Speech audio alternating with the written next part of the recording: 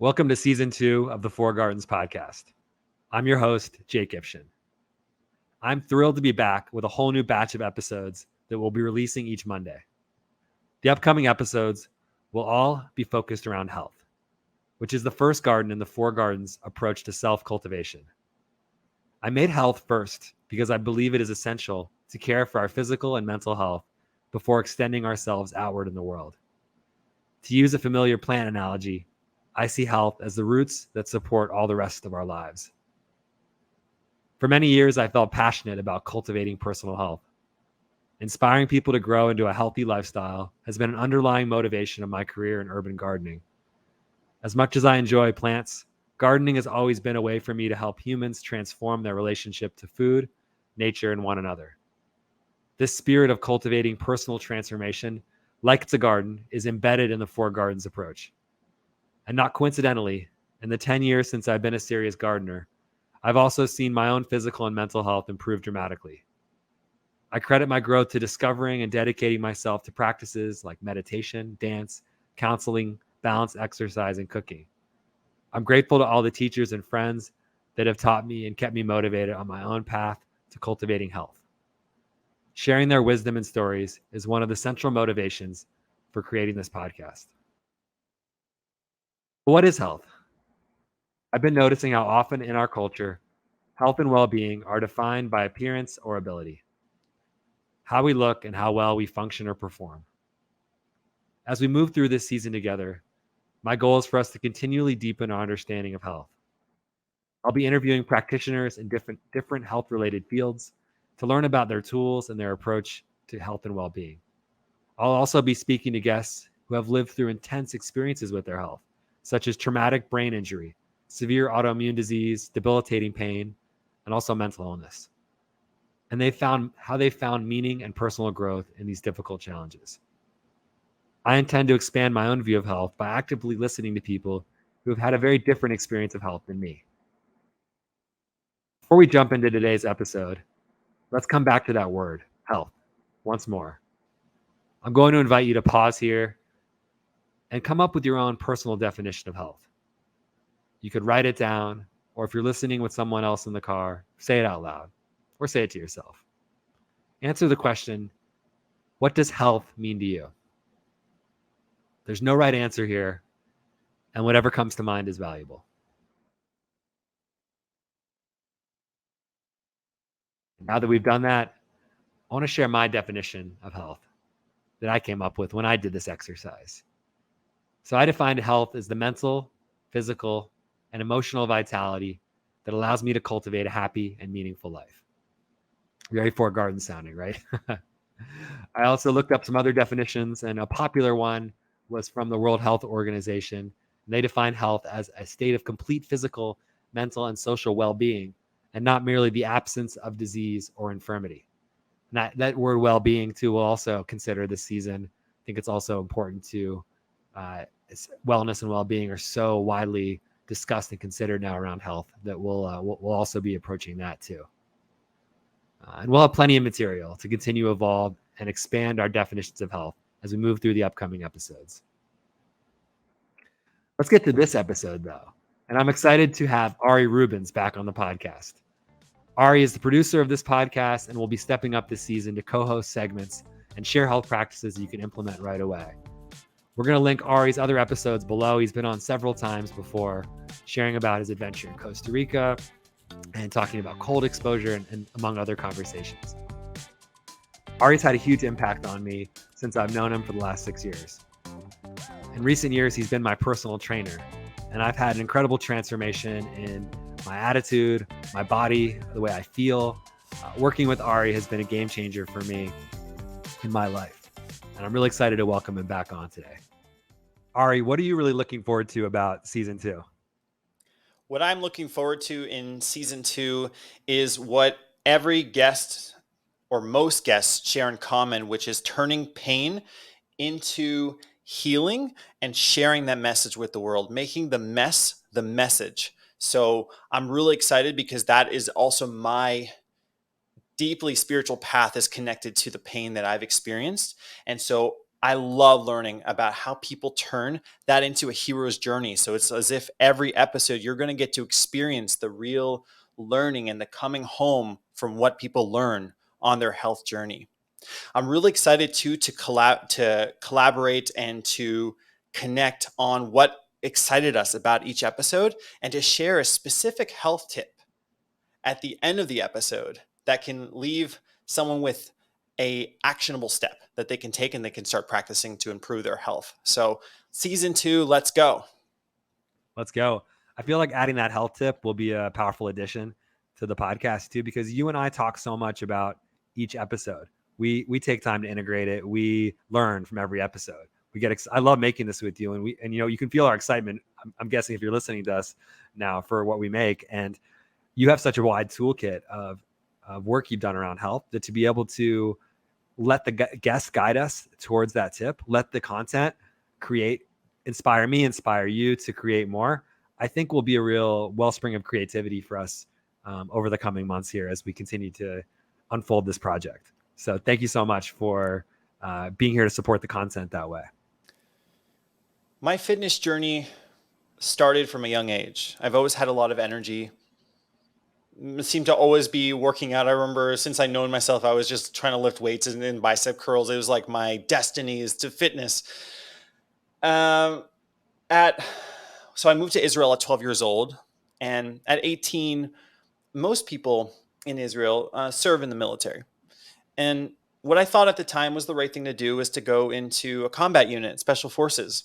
So I was training extra hard with CrossFit, weightlifting, long distance running in the mountain ranges. And if there's anything that my military service has given me is beyond discipline, is confidence. And I think because a lot of it was with my body, some of the things I've been able to do in my service was I never thought I would be able to beforehand was plank for 2.5 hours.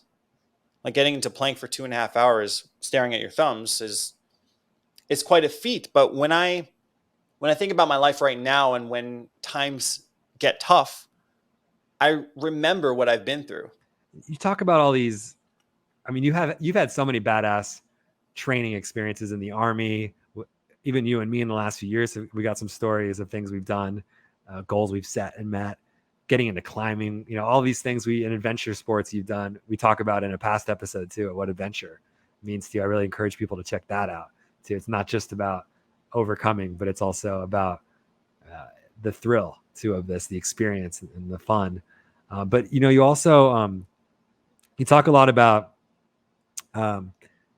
how far we can push ourselves. But then I also see you showing up with so much compassion and ahimsa too, to your practice too, and showing up and meeting people where they're at. I've witnessed that being an important part of you. So maybe you could speak a little bit about that too, of how you're at this elite level in a lot of ways physically, but you met me where I was at as an injured person. You also have clients, older, younger, differently able people. So some of the ways you're able to, like, how does that work for you where you can meet people where they are?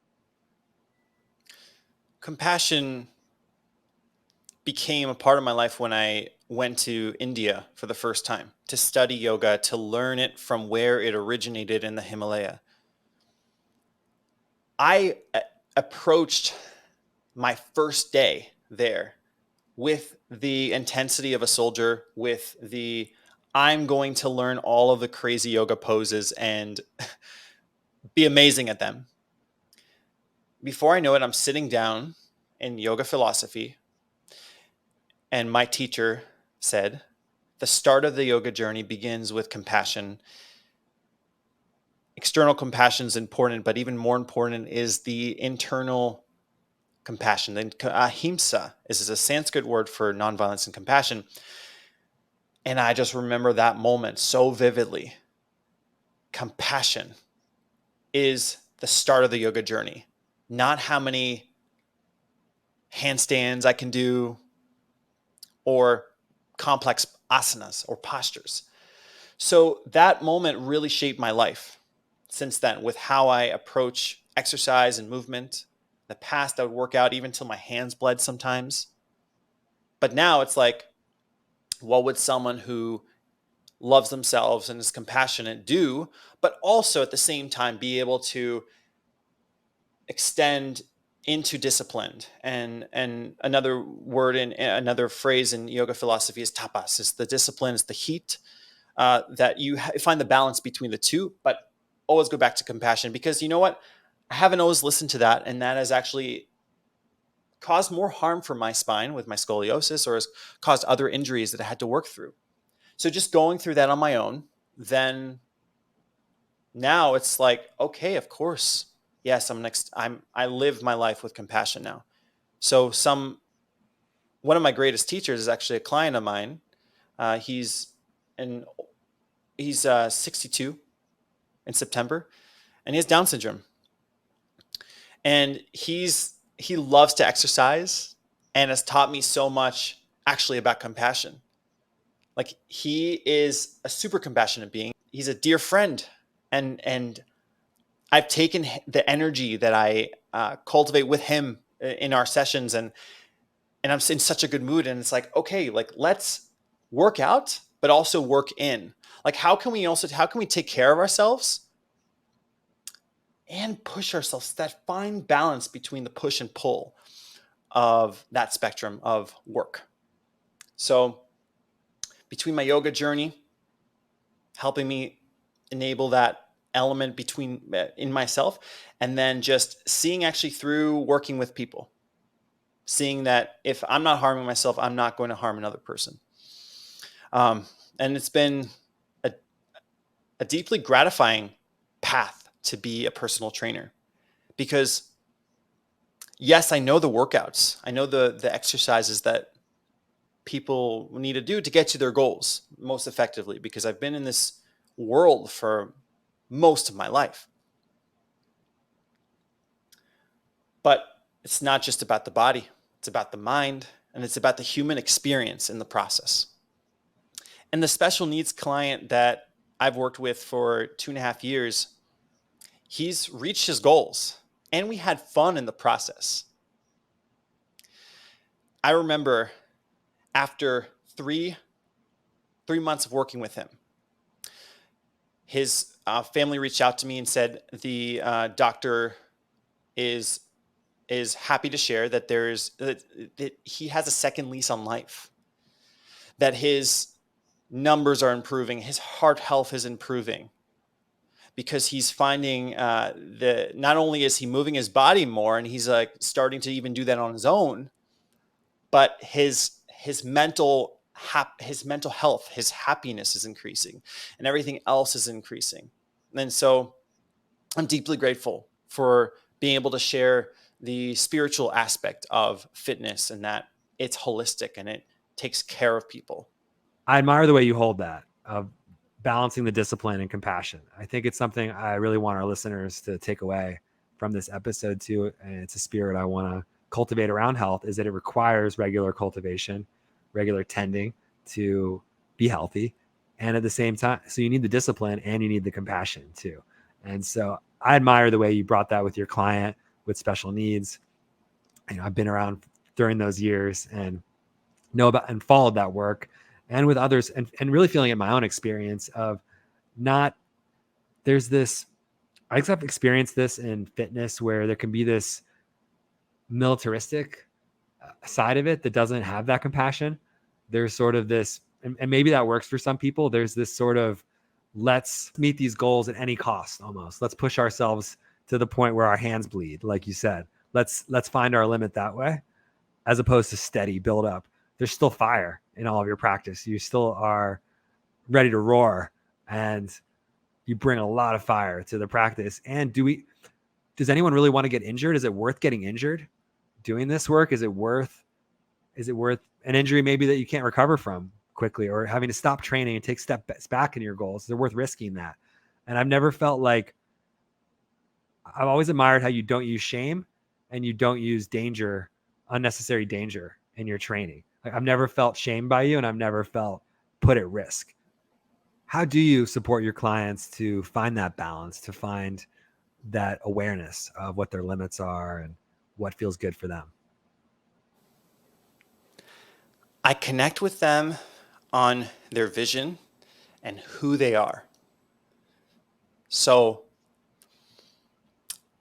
instead of just hearing the first goal as it is, say, get stronger, put on muscle, lose weight, I want to hear really who they are and what their dream is. Fitness or workouts could be an extractive process where people can create more harm than good. If you're bicep curling, you're ripping your muscle. But if you're constantly working out and putting yourself under excess amount of stress, that in and of itself doesn't really create that true progress for what the person is really dreaming for their life. With goals, I think it's really important to be authentic with where someone wants to go and to also just be present with a person in the sessions. Because while you and we're going to run that 8 mile and go really fast, for someone else, it actually might be 1 mile and mostly walking. And that is completely okay. And it's if there's any personal trainer listening to this or anyone on there looking to become more healthy, this is the message I want to land. I want to land all the way home with this, is that what you're going through in your exercise session is you becoming more connected to you and growing. And if you're comparing yourself to how someone looks or how much someone's lifting, you will maybe be pushing yourself away from your true dream. Yoga, I used to think, was a great workout. It was a time where I can go onto my mat and do all these crazy moves. But it took one quote to change and reframe my entire experience. Yoga is not a workout. It's a work in. By working in and out, you grow into your holistic dream, right? And finally, the word yoga translates to union, right? So if I'm a yoga practitioner and a personal trainer, I'm going to be bringing both into my sessions. And I'm truly grateful when I can see someone grow from that place. When people come in with goals that are influenced by that, I mean, does this happen in your practice too? Do people come in with goals or ways of working out or even misconceptions about what exercise, diet is, that's coming from, let's say, wider culture or, harmful things they've inherited in a way around health? How do you reframe that for them? Some of these, like maybe in specific, just to give us a specific example of someone who's really coming in all about weight loss, but maybe in an unsustainable way. That they've had experiences with weight loss, hypothetically, where there's so much around weight now in health, around losing weight, around how we look, that it, I think, can draw attention away from the fact that there are sustainable ways to lose weight and feel healthier, and it's totally can be practiced and beneficial to health. But maybe let's take that example of someone coming in, they've been on many diets, they've struggled with weight for years. How do you reframe? Let's say they come in, I say, Ari, I want to lose 40 pounds in the next 2 months, something intense. How do you work with someone like that? First off, physiologically, if you lose 40 pounds in 2 months or in a drastically quick time, it's going to bounce back quicker. That's been shown that the quick, if you lose it quick, gain it quick or quicker. I've heard this a lot since I studied nutrition 10 years ago. Now, specifically around weight loss, I think this is something that it's been coming up a lot for me. I actually took it off of my website. I said like the main 3 goals that I help people with are get stronger, put on muscle mass, and finally was lower body fat percentage. And I took it down because that goal specifically, a lot of the times, derives from an unhealthy way of thinking. And it would be unfair as a personal trainer if I'm and if I'm enabling that and encouraging that in and of itself. Now, losing body fat percentage, if it's too high for a male body or a female body, is understandably a very reasonable goal to become more healthy. But if you're saying, I need to lose weight, and I'm going to cut calories and I'm going to stop eating as much, it's creating that disconnection from a dream that I think could be really exciting to look forward to. I would think that most people, when it comes to cutting calories, wouldn't find it too exciting. And while it does physiologically make sense to cut, okay, say you cut 500 calories or 1,000 calories or any amount, it will impact your body composition. But I think instead of saying, what should I remove from my diet, or this hard way of approaching fitness and health, I think instead, and I've always done this because it never felt right to do that initially, to prescribe a diet or say eat less. It's like, what can you add instead? Maybe even not food related, right? Water. Are you drinking enough water? Some people may require more water or less water, but water is very helpful for bringing your body back to a healthier state and might help with the weight, the losing of body fat percentage, for example. So instead of saying what's wrong with me, let's go into what can I do to become the healthiest version of myself, right? So maybe the healthiest version of myself is not, okay, there's this meal. Okay, I'm going to cut the meal in half. Or let me count all the calories that's in every single meal. How about first thing in the morning, I'm going to go for a walk, because I know if I'm walking on an empty stomach in the morning, maybe for 10 minutes, that boosts my metabolism. Then my digestion improves. And then it'll all start to add on itself. So with good habits, say more water, or walk first thing in the morning, right? Start to build it up so that you create that vision of the healthiest and strongest version of yourself. Because I think if you really, and final thing, if you do go to that place of say, I'm going to lose all this weight, how is that going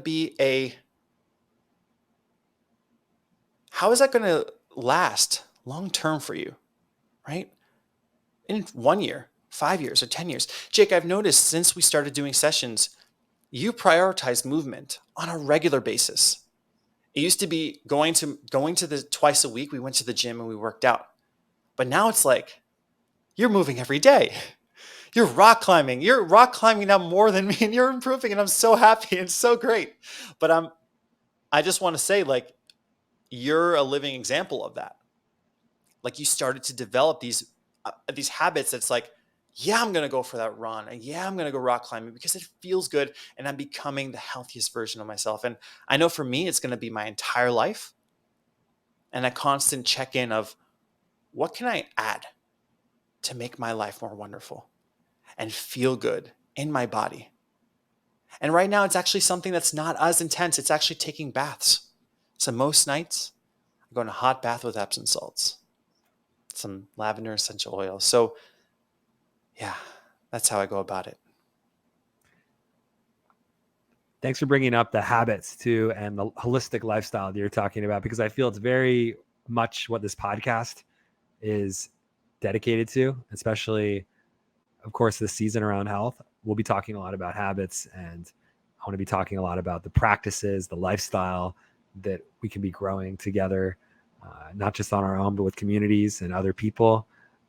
A lot, having friends, having groups of friends to share these activities with too, has been a big boon for me, particularly you, but other friends as well, who share that love of movement, who share that love of feeling good, eating healthy food. And it's something that I've cultivated over years, communities and friendships like that. And we can support each other. And so there's a lot to say about habits and what we can do around it. And there's a lot to say too, I think, about how you're educating people now too, and reframing. That's where we started here, is how do we reframe weight loss and towards a lifestyle based around movement, what we can add, how we can enhance instead of take away, like a lifestyle of abundance.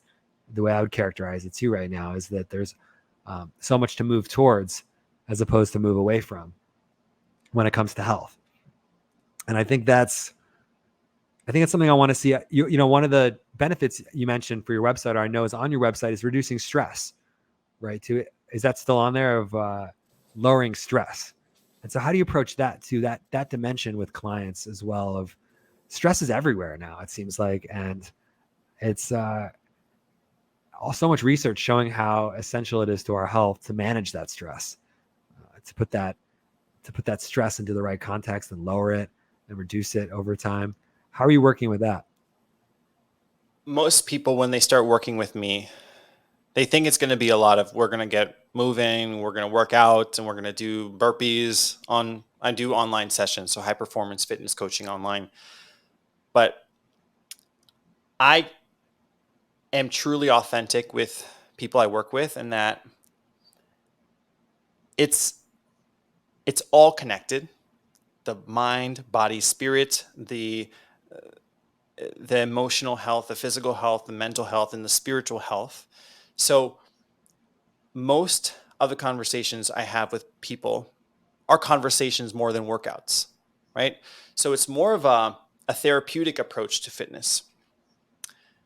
Knowing a person and letting a person be heard and seen, and then adding the practices specifically to what a person is going through in that week or in their life in general, is where it's at with as far as lowering stress. Because you know what, Jake, I could share 20, 30 off the top of my head practices that anyone can do right now to lower their stress. But it all has to do with what a person's going through at any moment. I can give an example for myself. My practices change week by week. Currently, one of the things I do is I take a bath, but even within breathwork practices, I've been consistently doing breathwork for about a decade. And my practice is constantly changing. Some I do for more time. Wim Hof method I've been doing for about 5 years, and I've taken a break off of that. There's different practices that I would do during the summer, during the winter. So I would want to heat myself up a little more in the winter. But they're all ways to bring the nervous system and the body back to homeostasis, back to balance. So the way I approach stress is talking about what's going on and then adapting with the toolbox to the specific situation. For fear, I got to practice. For irritation, I got to practice. For in my head experiences, I got to practice. And my hope is even throughout the season, people can share different practices that they do to create healing for a certain experience. And the more tools someone has in their toolbox, the more they can navigate life with confidence. Because I know if I'm, say, feel irritated, I have 3 things I can choose from, and I go right to it because I know the benefit it creates. I see stress as being dynamic, and we're living in a really stressful world. And so I think if stress is dynamic, we need a toolbox that's dynamic. And that's how I approach it. I want to bring it back to a healthy lifestyle right now, a lifestyle, and make that a little more specific and concrete for people. And I think we could each go, but I'd like to ask you first, what's a really healthy day for you look like right now? It could be a specific day you had recently, or just an ideal day where you really felt like you tended your health garden. I used to have a specific routine that I would follow religiously every day. But for me, the first thing is flow and trusting my body. But then there are fundamentals that I make sure I do every day to maintain optimal health. 1, I get sunlight. And if there's no sunlight, make sure I get my vitamin D in. That's essential. 2, I sweat every day. So whether it's sauna, hot bath, or I go outside if it's a hot day. So I go for a run, for example. And 3, I move my body at least 1 hour. Now, if I'm pretty sore from previous days, I would just do something simple as cleaning, walking, some light yoga or qigong. Those are my 3 essentials, and I adapt them into I have a dynamic schedule between all of the things that I'm working on. But if I have those 3, my mood is enhanced and my sleep is better. Oh, and sleep. Got to get that 7 to 9 hours, ideally 9 every day. But I would say those are my fundamentals. Jake, what would make a healthy day for you? You covered a lot of the good ones for me. I would add in some of my days where I feel like I'm really working with my health are when I do a lot of the same things: sunlight, sweating, mindfulness practice, all of those things. I would say for me lately, what's been coming up is linking my emotional awareness, my mental health with my physical practices too.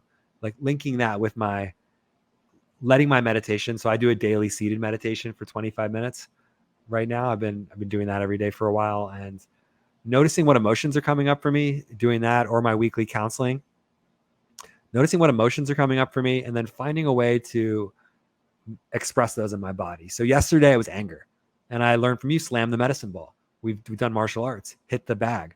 To me, where I can move my emotions in my body like that, that's a healthy day where I feel like I've expressed myself. And that doesn't need to be anger, or it could be joy. To find a day where I dance, a day where I do something where I dance, where I play my mandolin and move around and dance. I know we're getting into creativity there, but for me, those are health practices too, of moving my body in a way that feels free and flowing. So that would be a healthy day for me too. And lately, I would say healthy days where I'm doing some of the other physical practices too, where I am I'm still working on correcting my tight hamstrings, on opening up my flexion in my back. So working with bands, working with exercise balls like the ones Umair, who's coming on the podcast, sells, and with Equanimous. That for me too, doing some rehab type stuff and little practices to help my body grow and heal. I would say that is one. And then one other thing I would add too is a day where I don't eat too much food, where I eat the right amount of food for my body, where I'm not starving myself. Lately, it's felt good not to eat till 11 or 12. Other times I like to have breakfast. But a day where I feel like I just sort of ate a diet that really was what I needed to nourish my body, and I didn't eat too much to medicate in some way for stress or for anger, for sadness, whatever feeling. I think that goes with emotional expression in my body, is that then I find that my food and my sleep are better regulated too in those days. So those are some of the things coming up for me, especially in this last week, that I've really been noticing help me feel healthy. There's some that I can't help but add because you reminded me of some things that I do as well. Like I do a lot of what you're sharing as well. Thank you for sharing. It's really inspiring. I think cold showers every day has really helped me maintain optimal health. Spending time with people I love, my partner, and with my dog, my cats, like that social, that emotional health that I feel from that. And yeah, you're spot on with food too. Just actually for me now, although I did do intermittent fasting for most of the past 5 years, eating a good breakfast in the morning and keeping my meals to smaller meals. So if I were typically to eat 2 plates, I'll just do 1 plate and kind of like slow down and enjoy it a little more. So thank you for sharing your practices. And this is a constant evolution of what works. It's always evolving. And I think for someone listening and hearing all our practices, I mean, Ari and I could go on like this. We have a big toolkit because it's been, as I mentioned in the beginning, I'm passionate about this. Clearly, Ari's passionate about health. And I don't want people to feel overwhelmed hearing this. There's so much they should do. The life balance, that in order to have life balance, you need to do everything we just said: meditate for an hour, do emotional movement, get therapy, get in an ice shower. Like, yeah, that might be like, you might have the time for that in one day. I sometimes do. Sometimes I don't. And one thing I want to say about Four Gardens approach and the health, the way I like to view health too, is use the time that's available for you. If you're busy, it's okay to be busy. You can be busy and not be stressed. You can be busy and do 5 minutes of breath work. You can be busy and take a walk around the block to the park. Maybe you're on a call. Someone who's so busy right now, I think those are the most important times to tend your health, and maybe take a little Four Gardens time too. Actually, that actually helps productivity. If you can be creative, if you can get in nature, even a little bit of time, do what's available to you. And also ask the question, are these goals that I'm so busy for, is it worth the trade-off around health? Maybe it is for a few days. Is it worth it for a few months, for a few years? I know I've been in jobs and in lifestyles where it wasn't worth the trade-off, where I was working in ways which made me feel unhealthy, where I didn't manage my health. So I also want to say that to do what's available to you and be reflecting about your goals. We talked about goal setting earlier. What are the goals for you, and how does health figure into your goals? How does your daily health become part of what you live for each day? I feel like I'll let that be my last word today, but I want to give you a chance. If you want to add anything, Ari, if you want to also let people know how to find you and work with you again, what you're doing, a little more about that, please feel free to share now. Thanks to Jake, I now have an Instagram, Ari Rubens Fitness. So please find me there and send me a message. I'd love to connect with you. If anyone's interested, I offer a free discovery call where we map out the vision and the dream of one's life. And yeah, I'm just so excited for season 2, where we're going to learn about health together. So thank you so much for listening, and look forward to connecting soon. Thank you, Ari. Highly recommend checking out Ari's coaching at arirubens.com below. It's been great coming back and having this conversation with you, Ari. I just want to remind everybody, wherever you're listening to this, like, subscribe, leave a review. Make sure you're following us on all the places. Thanks again for listening, and keep on growing.